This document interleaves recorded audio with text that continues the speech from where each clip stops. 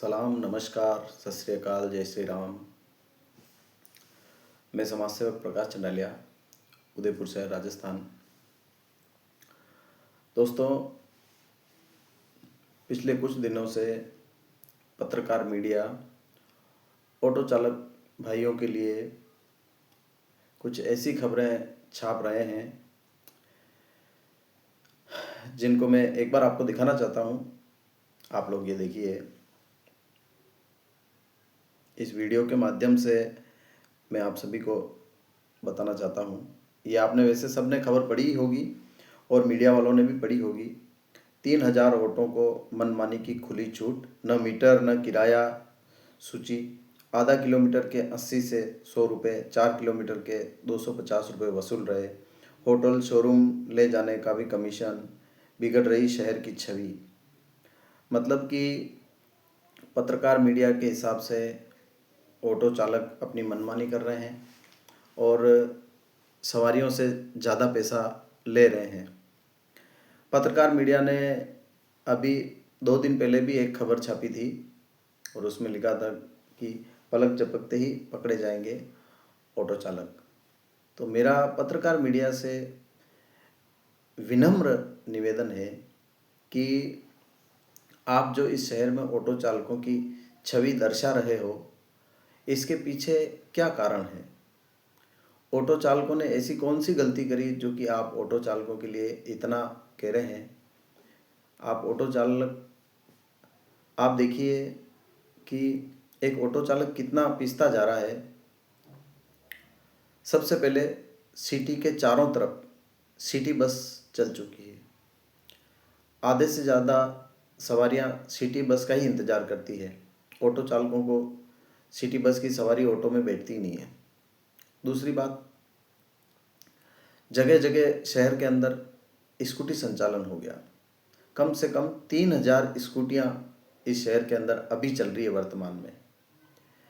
आधे से ज़्यादा धंधा स्कूटियों वालों ने रेंट पे जो इनलीगल चल रही है उन्होंने ख़त्म कर दिया। बचा हुआ कुछ धंधा ये ऑनलाइन जो ऐप चल गए हैं, ओला, उबर, रैपिडो, इनमें प्राइवेट नंबर के बाइकर्स लोग जो हैं, जो शहर से दूर के रहने वाले, इस शहर में कमरा किराए लेकर के और अपनी मतलब प्राइवेट नंबर की गाड़ियों को इन ऐप के माध्यम से लगा करके और इन्होंने ये बिज़नेस चालू कर दिया। तो अब जैसे पत्रकार मीडिया जो बता रही है कि आधा किलोमीटर के 100 से 80 रुपये ऑटो चालक ले लेते हैं, तो सबसे पहली बात यह है कि जब ओला, उबर, रैपिडो में सवारी अगर देखती है तो उसको 30-40 रुपये किराया, 50 रुपये किराया आ जाता है और वो ऑनलाइन बुकिंग कर लेती है और वो बाइक पे बैठ के चली जाती है। तो ऑटो वालों का धंधा तो वैसे ही ख़त्म हो गया। कोई 80 रुपये, 100 रुपये देता ही नहीं है। और सबसे बड़ी बात ये कि जहाँ 50 रुपये लगते हैं वहाँ 80 रुपये ऑटो वाला कब मांगता है? मेन विशेष इस बात पे अपन आते हैं। पहली बात तो धंधा बचा ही नहीं है। जो मैंने उदाहरण दिए, सिटी बस, स्कूटी रेंटल और ऑनलाइन गाड़ियों की वजह से पहली बात धंधा है ही नहीं। अब धंधा कब चलता है? जब कोई त्यौहार आता है या फिर सर्दियों के मौसम में कुछ टूरिस्ट घूमने के लिए आते हैं और हमारा शहर टूरिस्ट के ऊपर ही निर्भर है। बिना टूरिस्ट के उदयपुर शहर में धंधा चलना इम्पॉसिबल है, चलता ही नहीं है। तो कभी कभी कोई अच्छा वार त्यौहार आता है, उस पर कुछ धंधा ऑटो चालकों का चल जाता है। बाकी तो धंधा इन सब चीज़ों ने ख़त्म कर दिया है। अब उस दरमियान यदि ऑटो चालक 50 की जगह 80 रुपये अगर ले लेता है तो 8 महीने ऑफ सीजन रहता है। सर्दियों के 4 महीने में थोड़ा बहुत सीजन चलता है। जो भी इन ऑनलाइन और स्कूटी रेंटल और सिटी बसों ने धंधा ऑटो चालकों का मार दिया। अब 4 महीने में कुछ वार त्यौहार पर थोड़ा बहुत धंधा चलता है, उस पर यदि अगर 50 रुपये की जगह 80 रुपये ऑटो वाला ले लेता है तो आप पत्रकार मीडिया को, आप सबको मतलब इतना बुरा लग गया। आपने कभी ये नहीं देखा कि उदयपुर शहर के अंदर कम से कम 3000 से ज़्यादा होटल व्यवसाय है। वार त्यौहार पर, अभी दीपावली का सीजन है, अभी आप पड़ताल करना कि जो 1,000 रुपये का होटल के अंदर रूम होता है वो 4,000 रुपये में मिलता है, 5,000 रुपये में मिलता है। जो 3,000 का रूम होगा वो 10,000 12,000 रुपये उसकी रेट चली जाएगी। तो क्या आप पत्रकार मीडिया को इन चीज़ों का पता नहीं है क्या? इन चीज़ों का ज्ञान नहीं है क्या? आप सबको पता है, सबको ज्ञान है, लेकिन उनके खिलाफ आप बोलने की हिम्मत नहीं रखते हो और आप बोल भी नहीं सकते। उनके खिलाफ खबर छाप के देखो। अच्छा, सीजन के टाइम पे, वार त्योहार के टाइम पे हर चीज़ की रेट बढ़ जाती है। छोटे से छोटे व्यवसाय से लेकर बड़े से बड़े व्यवसाय तक, मतलब हर चीज़ में, दीपावली हुई, ऐसा कोई जन्माष्टमी हुई या कुछ सीजन जनवरी का 31 का, ऐसे टाइम में मतलब थोड़ा बहुत व्यापार की रेटें ऑटोमेटिक बढ़ जाती है। तो उस समय ऑटो वाले भी अगर 50 की जगह 80 रुपये ले लेते हैं, तो मतलब आप लोगों को, पत्रकार मीडिया को इतना दर्द होने की आवश्यकता नहीं है। अगर आपको दर्द है तो आप बड़ी बड़ी जो चीज़ें हैं, हद से ज़्यादा पैसा ले रही है, आपको उनके ऊपर भी ध्यान देना चाहिए, लेकिन उनके खिलाफ आप नहीं बोल सकते। मैं पत्रकार मीडिया को कोई गलत शब्द नहीं कह रहा हूँ, ना उनको गलत ठहरा रहा हूँ, लेकिन मैं सच बातें जो बता रहा हूँ। आप ऑटो चालकों की इस तरह से छवि खराब नहीं कर सकते। एक ऑटो चालक जो कि आपने कुछ भी खबर छाप दी, उसके विरोध में वो कुछ कह नहीं सकता, ना कुछ बोल सकता, ना कोई ऑटो चालकों के लिए आवाज़ उठाने वाला है। तो ऑटो चालक जैसा आप छापोगे, जैसा आप उनके लिए बोलोगे, वो बेचारे सुनेंगे, सहन करेंगे, लेकिन ये गलत तरीका है। ऑटो चालकों की छवि को आप लोगों से हाथ जोड़ के प्रार्थना है कि इस तरीके से खराब मत करो। ऑटो चालकों ने इस उदयपुर शहर के लिए क्या क्या किया है, कम से कम वो चीज़ें तो आप पत्रकार मीडियाओं को सामने लानी चाहिए। आपको अगर पता नहीं है तो कभी आओ, आप हमसे मिलो, हम आपको अवगत कराते हैं। ऐसे ऐसे लोगों से मिलाते हैं जिन्होंने इस उदयपुर शहर के लिए कितना योगदान दिया है।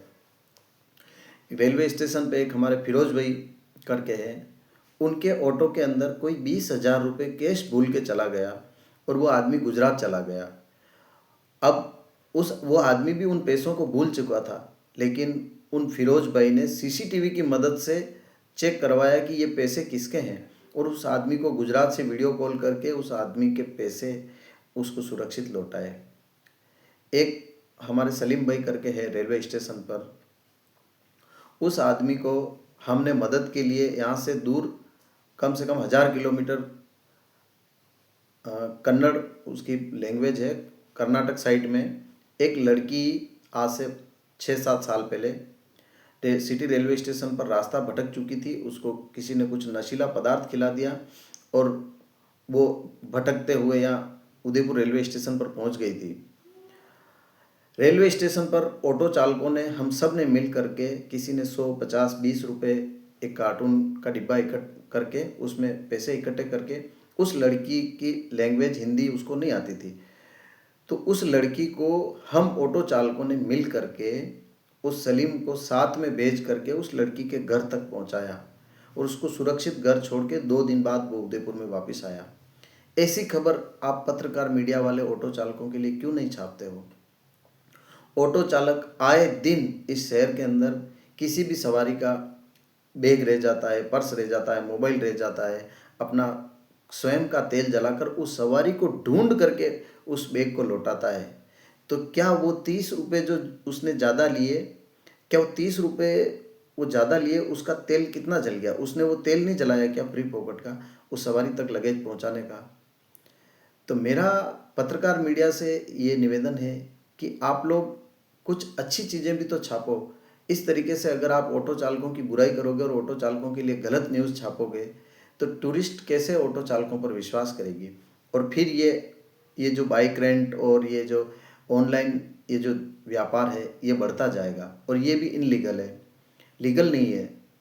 और ये ओला, उबर, रैपिडो, इसका जो पैसा है ये विदेशी कंपनियों को जाता है, इसमें भारत को कुछ नहीं मिल रहा है। और मैं आपसे निवेदन करता हूँ कि आज आपने ऑटो चालकों के लिए इतना गलत छापा, आज बिना कमीशन के कौन काम कर रहा है? इस देश के अंदर क्या करप्शन नहीं है क्या? करप्शन पूरी तरह से ख़त्म हो गया क्या? ऑटो चालकों के लिए आप ऐसा छाप रहे हो कि शोरूम पे ले जाते हैं, कमीशन लेते हैं। ये बहुत गलत तरीका है। आज सरकार ऑटो चालकों से क्या उनका बीमा, फिटनेस, रोड पे चलने क्या टैक्स नहीं ले रही है क्या? आज सरकार हर चीज़ पर जीएसटी नहीं ले रही है क्या? तो क्या सरकार के लिए भी आप बोलेंगे कि वो कमीशन ले रही है? उसके लिए कौन सा शब्द उपयोग में होगा जीएसटी के लिए? आप थोड़ा बताइए। तो क्या है कि किसी की छवि खराब करना सरल बात है, लेकिन किसी की छवि वापस लाना बहुत बड़ी बात है। आप मीडिया वाले ऑटो चालकों की इस तरीके से छवि खराब कर रहे हो, क्या आप उनकी छवि वापस ला सकते हो क्या? नहीं। ऑटो चालकों ने कितने अच्छे काम किए हैं। कभी प्रशासन ने ऑटो चालकों में से किसी लीडर को बुला करके 15 अगस्त, 26 जनवरी के प्रोग्राम में कभी सम्मानित नहीं किया कि यार ये ऑटो चालक के लीडर हैं और इनके ऑटो चालक इतना अच्छा काम करते हैं शहर के अंदर, तो इनको सम्मान के रूप में एक माला पहनाई जाए।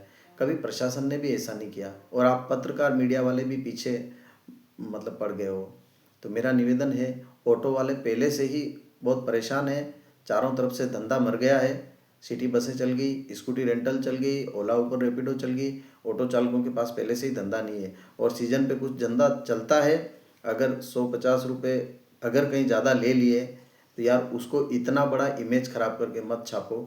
मैं आपसे विनम्र निवेदन कर रहा हूँ, ना तो आपका कोई विरोध कर रहा हूँ और ना मैं कोई ऐसी बात कर रहा हूँ जिससे आपको ठेस पहुँचे।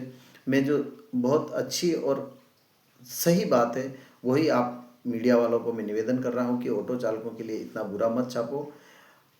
बस यही मेरी प्रार्थना है। धन्यवाद। जय श्री राम।